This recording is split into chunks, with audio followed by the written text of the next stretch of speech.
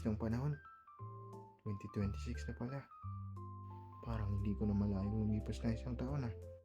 Makatulog na nga lang ulit. Ang bilis ng panahon, no?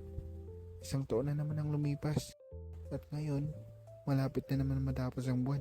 Nung mga bata tayo, hindi natin may tatanggi na mas masaya talaga nating salubungin ang Pasko at Bagong Taon. Excited tayo sa maraming bagay, sa bakasyon, at syempre sa mga regalo. At sa usapang regalo, di mawawala ang pera, laruan, at syempre mga damit. At kung napakaswerte mong bata, gadget ang matatanggap mo, PSP, cellphone, at marami pang iba. Pagswerte ka lang kasi pag hindi, nga. Pumamasko, pero may twist to. Kasi kasama mo si mama. Siya yung tagatago ng pera mo.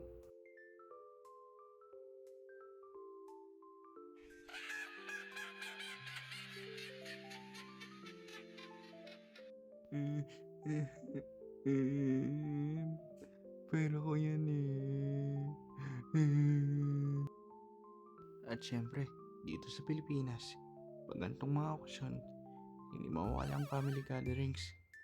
Isa to sa mga highlight ng bagong taon at Pasko. Isa rin to sa dahilan kung bakit tayo excited. Siyempre, madaming lulutuin dyan. Pero ako, tagakain lang. Hinihintay ko maluto yung mga paborito ko.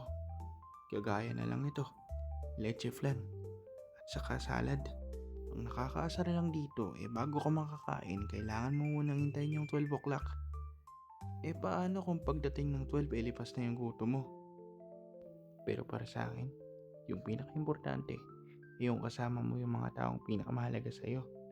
Kahit minsan lang kayo sa isang taon magkita. At sabay-sabay niyong salubungin ang bagong taon nang magkakasama.